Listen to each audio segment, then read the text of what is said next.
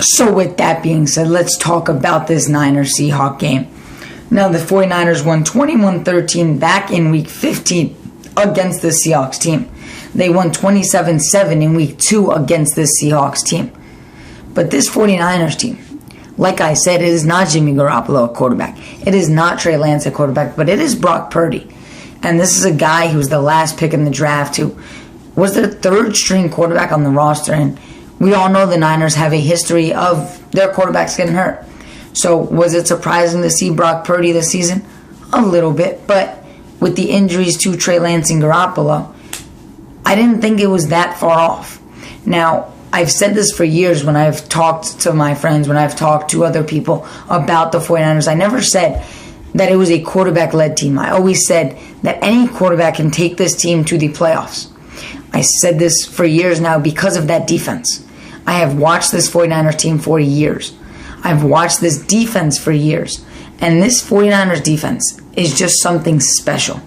Nick Bosa, Eric Armstead, Fred Warner. Three guys who might be one of the best at their position. Fred Warner, I believe, is the best linebacker in the position. Nick Bosa, I believe, is probably one of the best edge rushers outside guys under, I would only say, TJ Watt. I would put Nick Bosa right up there with Myles Garrett. Aaron Donald is a nose tackle. He's kind of the DT. He's a different position. But if you want to put him at the same position outside, which he doesn't play, he would obviously be up there. But what I say is Nick Bosa is a top 3 defensive end. Now, I know TJ Watt is technically an outside linebacker, but he is a rusher.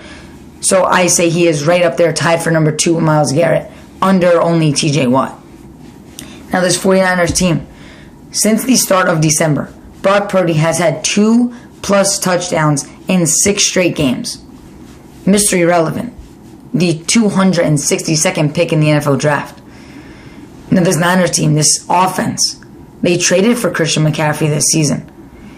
They have Deebo Samuel, who just come back from injury. Brandon Ayuk has been playing really well as of late. George Kittle just is coming off a 2-touchdown game. This team, this offense is firing on all cylinders right now. They are 10 straight winners, as I mentioned. This team has won 10 straight games.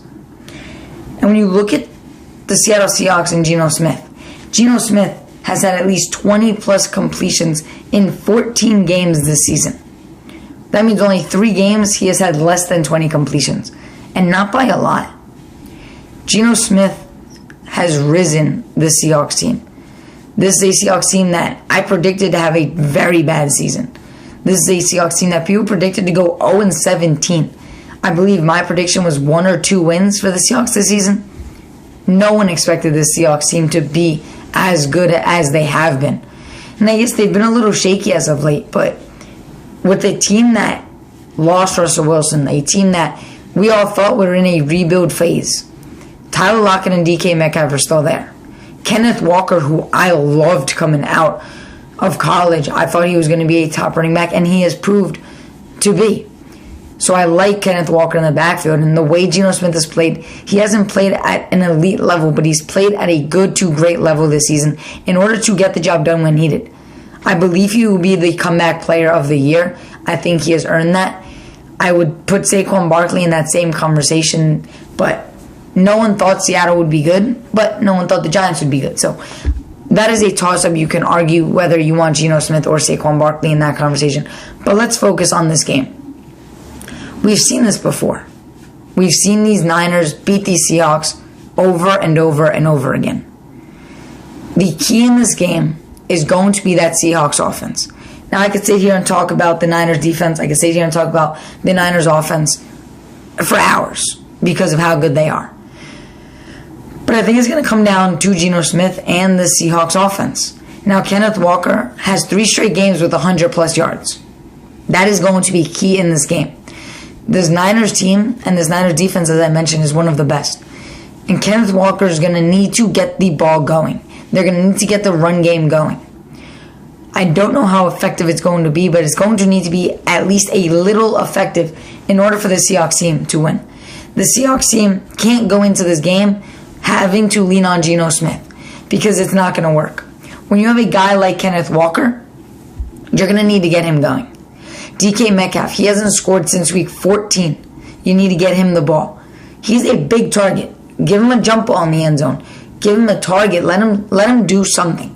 And I guarantee if you throw the ball up to DK Metcalf for a few times, he's gonna come down with one. Now I'm not saying throw the ball at him 4 times in a row and miss all 4 and the Niners get the ball. But when you get down to the red zone, get Kenneth Walker going. Let Kenneth Walker pound the rock. First play of the game, when you get the ball, run the ball. Let's set the run game going. Let's see what we can get out of this run game. If it's not working, go to the pass game. You can always throw the ball to Lockett, Metcalf, Noah Fant all game long. But Kenneth Walker, work him into the game. I know it's going to be tough, but that's what Seattle needs to do. Now, as for the 49ers, do what you have been doing. Christian McCaffrey has had at least a touchdown in 6 straight games. He also has had 100 yards in 4 out of his last 6 games. That trade for Christian McCaffrey really just pushed this Niners team over the edge. They've dealt with running back injuries. They've dealt with injuries all over the place. Christian McCaffrey, a guy that's been injured every year, hasn't dealt with that with the 49ers. Elijah Mitchell, coming back last week, had 2 touchdowns. This is a team that is getting healthy at the right time. Debo came back. Elijah Mitchell came back. The Niners are hot right now. George Kittle had 2 touchdowns in 3 of his last 4 games. That's insane.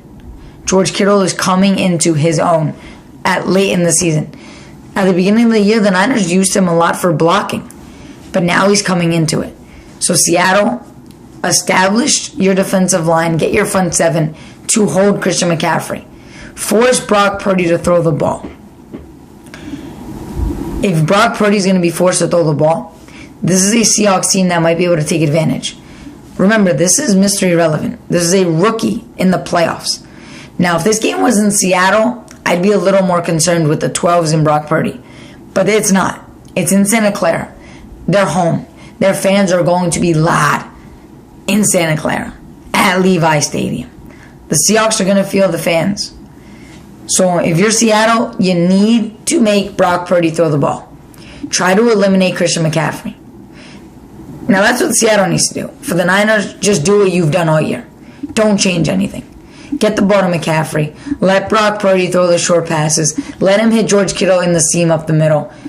Do what you do best. And defense, what else do you need to do? Just continue to do what you've done. You have showed that you are one of, if not the best and most consistent and most complete team in the league. I would put them right up there with the Philadelphia Eagles, who are the 1 seed in the NFC. But those are the 2, in my opinion, 2 of the best teams.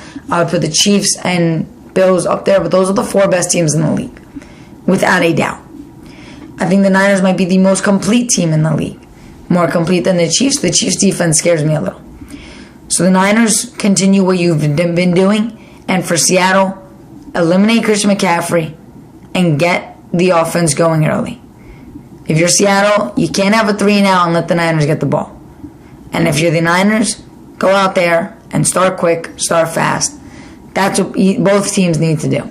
It's going to be a little more challenging for Seattle, but it is possible that they win, especially since it is very hard to beat the same team 3 times in a season.